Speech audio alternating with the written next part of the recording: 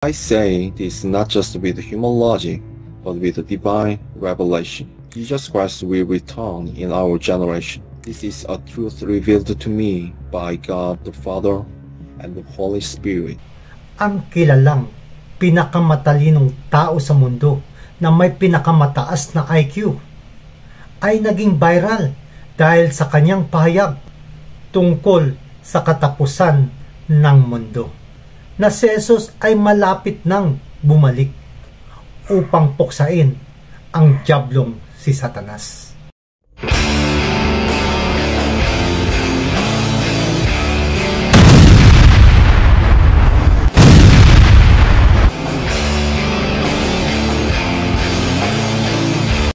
Ang mga aklat ng Apokalipsis ay malinaw na nagtuturo na si Jesus ay walang hanggang Diyos.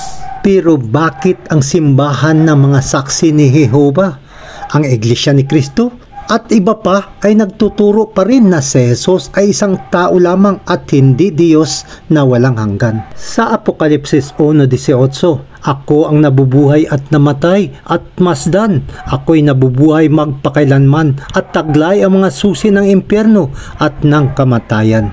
Narito ang lalaking may pinakamataas na IQ sa buong mundo na naging record-breaking dahil sa taas na 276. Ito ay si Yang Hoon Kim mula sa South Korea na nagbigay ng pahayag sa social media na nag-viral dahil sa kanyang paniniwala sa Diyos na nag-inspire sa milyon-milyong mga netizens. Itong aking napansin na kapag isang tao pala na kilala dahil sa pinakamataas na IQ sa mundo ang nagsasalita, ang lahat ay nakikinig. Ganon ang nangyari dito kay Dr. Yang Hoon Kim. Siya ay lumabas sa social media upang ipahayag ang tungkol sa katapusan ng mundo. Madaling araw noong June 18, ang 36 years old na siyentipiko na nagmula sa South Korea ay nagpost ng isang simple ngunit malalim na mensahe sa kanyang account sa X na dating Twitter. Ito ang kanyang quote: "Bilang may hawak ng record ng pinakamataas na IQ sa mundo, ako'y naniniwala na si Jesucristo ay Diyos, ang siyang daan, ang katotohanan at ang buhay." Dahil siguro siya ay may hawak na record ng pinakamataas na IQ sa mundo, ang post ay agad na nag-viral na nakakuha ng hanggang 22 million views sa loob ng isang araw at gumuhit ng daan-daang libong mga reaksyon. Sa mundo ng katalinuhan ay madalas mahuhukay mo ang mga laban sa paniniwala at ikinahiya ang pagpapahayag ng pananampalataya. Ngunit ang ginawa ni Kim ay napatunayang isang kapansin-pansin at nagbibigay inspirasyon sa hindi mabilang na mga manonood, na kahit si Kim ay namangha at nagpapakumbaba sa napakalaking tugon sa kanyang tweet. Gayunpaman, sa halip na siya ay magpainit sa kanyang katanyagan sa internet, siya ay mabilis na nagbigay ng malinaw na pahayag na siya ay mayroong mas matagal na layunin sa isipan. Ngayon, ang isang henyo ay naging isang ibanghelista. Dagdag pa niya, gagamitin ko ang pagkakataong ito na upang akayin ang maraming kaluluwa patungo sa Diyos. I am the world's highest IQ record holder, Yang Hoon Kim. I say this not just with human logic, but with divine revelation. Jesus Christ will return in our generation. This is a truth revealed to me by God the Father and the Holy Spirit. I have received grace not only through faith, but through the gift of the world's highest IQ score and record. My intelligence is not for me. It is a sign from God, a gift to testify to His truth. And it is the evidence that I have been commissioned to see what others ignore and speak what others fear. Modern science shows that time is not fixed. Einstein proved that time moves differently depending on speed and gravity.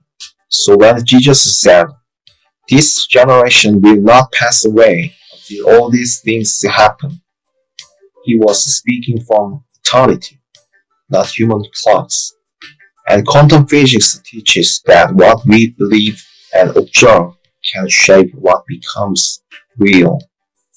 When many begin to see the truth, the prophecy becomes the present, and that is exactly what is happening now.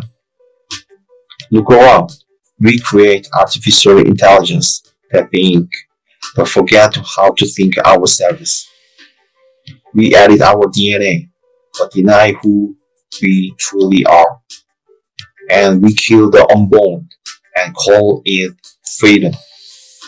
And we confuse truth with opinion, and we worship progress instead of God.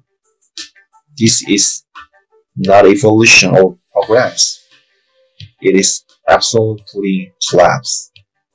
And it matches exactly what Jesus wants: lies, lawlessness, betrayal, and people don't care about each other anymore.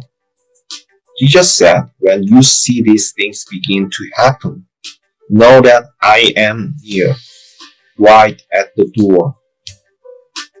We have seen them, and he is at the door. I do not call myself a prophet, but I have received a prophetic grace. I did not invent this message. God gave it to me, and he gave me the world's highest IQ score as proof of his calling, not for my glory, but to speak his truth boldly. And by the witness of science, history, scripture, and most of all, the Spirit, I declare Jesus Christ is God, and he is returning. Jesus Christ will return in our generation. Mga mahal kong kaibigan, siyempre, hindi natin binabase ang ating katotohanan sa katalinuhan ni Kim, kundi mismo sa salita ng Diyos. At ako'y naniniwala na sa mga huling araw ay gagawin na Diyos na gagamitin ang sinuman na may boses na para ipahayag ang katotohanan na hindi sa tradisyon na gawa ng tao.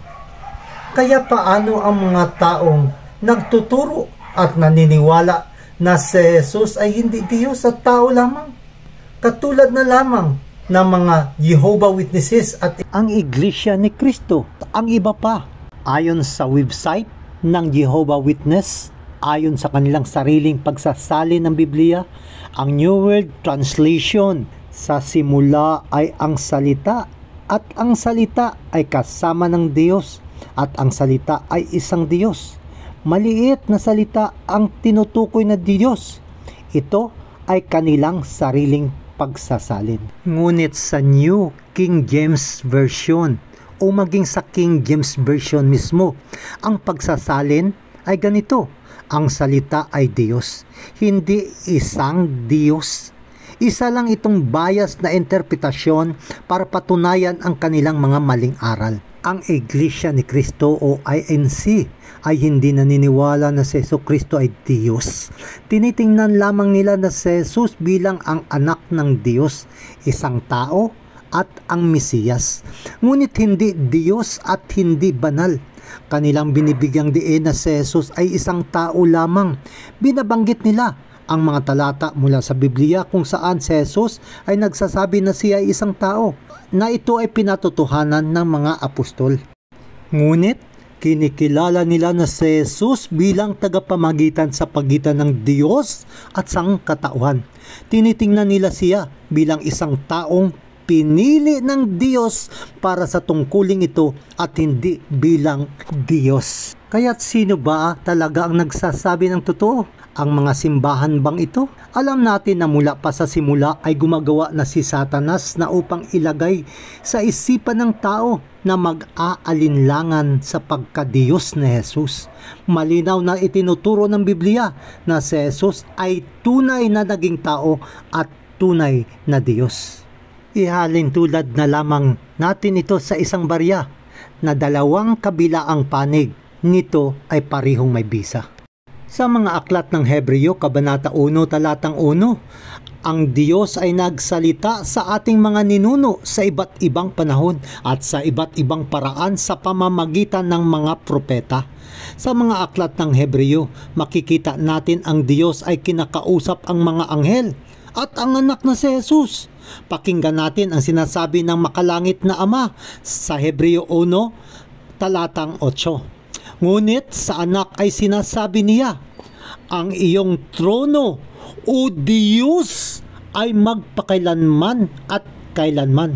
Ang setro ng katwiran ay ang setro ng iyong kaharian. Tinatawag ng Ama si Jesus na Diyos. May trono, may setro ng katwiran at may kaharian. Sinabi rin ni Jesus, bago pa naging si Abraham, ay ako na. Ang dakilang ako sa mga banal na kasulatan, mula sa mga aklat ng Henesis hanggang sa mga aklat ng Apokalipsis, ay walang iba kundi si Jesus.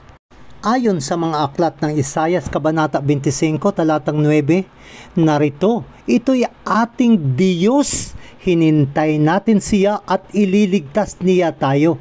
Ito ang Panginoon, ating hinihintay siya. Tayo'y matutuwa at magagalak sa kanyang pagliligtas.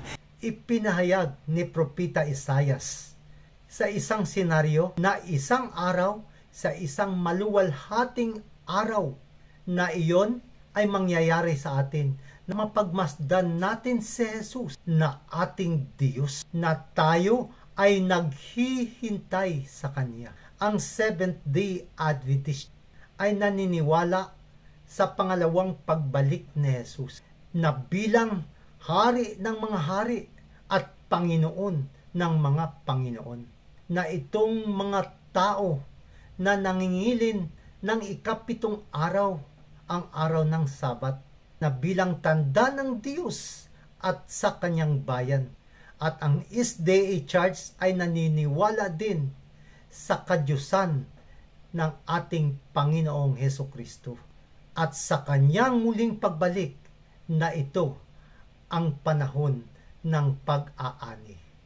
Kaibigan, ang lahat ng bagay sa mundo na ating makamtan, maging katalinuhan, kayamanan, kalusugan, lahat ng ito ay pinagkatiwala lang sa atin ng ating Panginoon.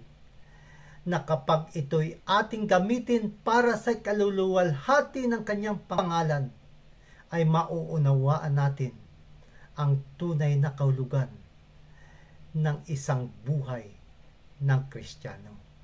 Hanggang sa muli, mga mahal kong kaibigan, patuloy tayong mag-aral ng salita ng Diyos dito sa programa ng mga istorya, propesiya at mga katotohanan na nagmula sa Biblia.